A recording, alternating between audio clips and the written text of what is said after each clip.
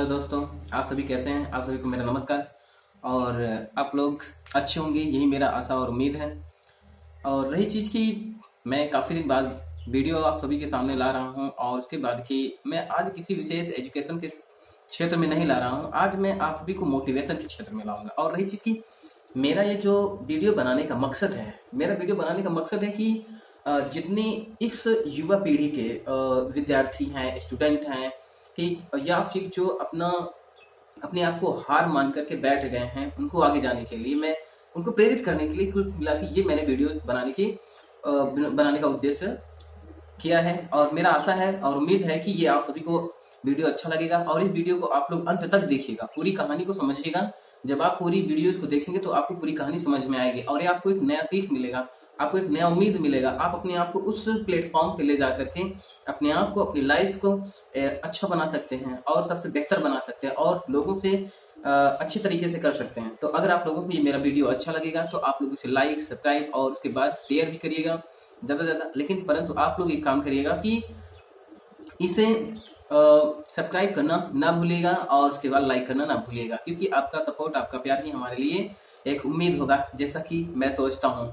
तो देर ना करते हुए मैं कहानी की ओर चलता हूँ। तो कहानी बहुत दूर की नहीं है, कहानी मेरे बहुत हमारे आपके पास की है, जो हमारे आपको रोजमर्रा की जिंदगी में होता रहता है लगभग लगभग। तो कोई समझ जाता है, कोई नहीं समझ पाता है, यही सबसे बड़ी भूल हो जाती है। तो कहानी ये है कि एक बाप और एक बेटे की है, एक बाप और एक बेटे की है। होता क्या है कि एक लड़का होता है, तो वो क्या होता है कि वो ग्रेजुएशन कर लेता है, मतलब कोई ना कोई बैचलर डिग्री उसके हाथ में लग जाती है। ठीक, तो जब बैचलर डिग्री उनको अपने हाथ में लग गई तो भाई उनको नौकरी की चिंता होने लगी कि नौकरी कहाँ मिले। तो उसमें ही जो पिता होता है वो अपने बेटे को, उसको एहसास दिलवाना चाहता है, उसको बताना चाहता है कि किस तरह से आप अपनी लाइफ को सही जगह पे, सही मार्ग पे ले जा सकते हैं। तो हम उसको शुरू करते हैं। तो देखिए उसमें क्या होता है, पिता ने बेटे से कहा, ठीक, तुमने बहुत अच्छे नंबरों से ग्रेजुएशन पूरी की है। मतलब जो पिता होता है वो बेटे से कहता है कि आप जो नहीं, तुम ग्रेजुएशन को बहुत अच्छे नंबर से पास कर लिए हो, पूरे कर चुके हो।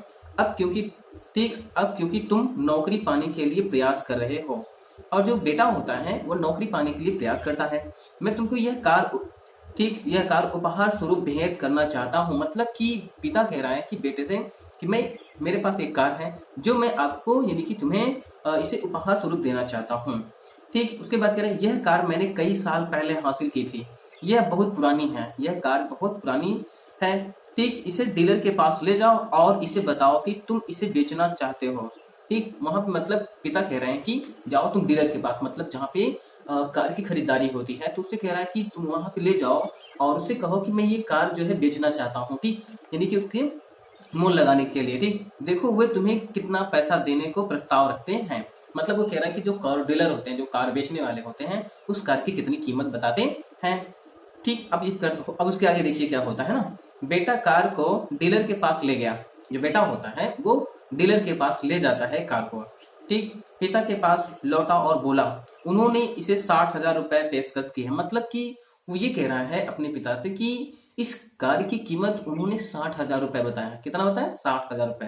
अब जरा सोचिए इसके आगे कहानी क्या है कि क्योंकि कार बहुत पुरानी है। अब वो जो डीलर है, डीलर कह रहा है कि ये कार काफी पुरानी है, मतलब नया नहीं है। ठीक, तो इसलिए इसे मैं इसे सिर्फ 60,000 रुपए दूंगा। ठीक, फिर कह रहे पिता ने कहा ठीक है, कोई बात नहीं, ठीक है, अब इसे कबाड़ी के पास ले जाओ। मतलब एक कबाड़ी के पास कहता है ले जाने के लिए। जो पिता होता है उसी बेटे से कहता है उसी कार के संबंध में कि इस कार के अब ले जाओ कबाड़ी के पास में, जाओ कबाड़ी को दो, क्या होता है ना।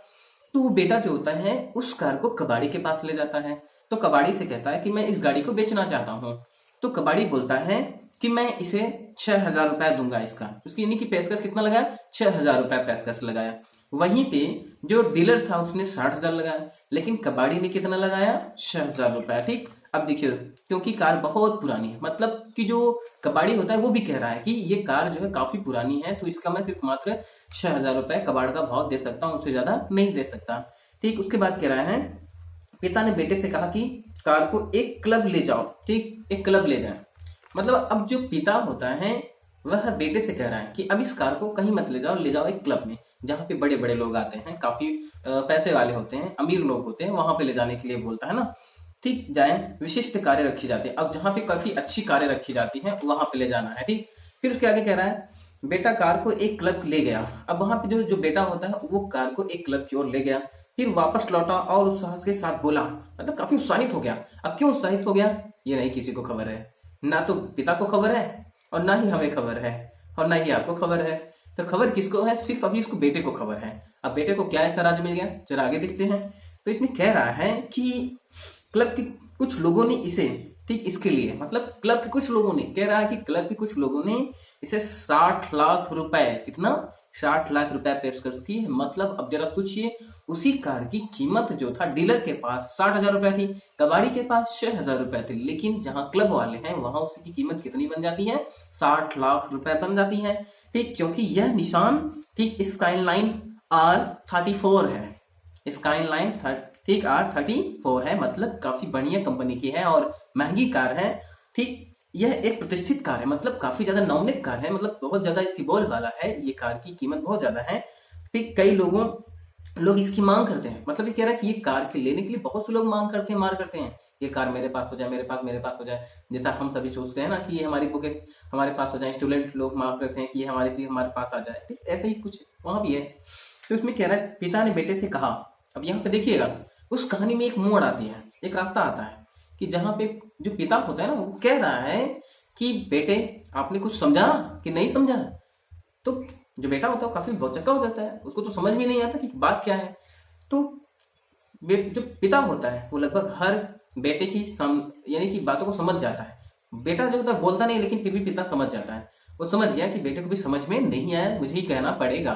तो पिता क्या कहता है, ठीक, कुछ समझे ना, नहीं समझे, अब आगे चलते हैं, थोड़ा सा देखते हैं ना। मैं चाहता था कि तुम यह समझो किसकी जगह पर ही, ठीक, मैं किसकी जगह पर ही तुम्हें सही महत्व मिलेगा। मतलब इसमें कह रहा है कि कहानी में कि मैं ये चाहता था कि तुम्हें यह एहसास हो, मैं ये चाहता था कि तुम्हें यह एहसास हो कि इसकी कीमत तुम्हें कहाँ सही मिलेगा ना।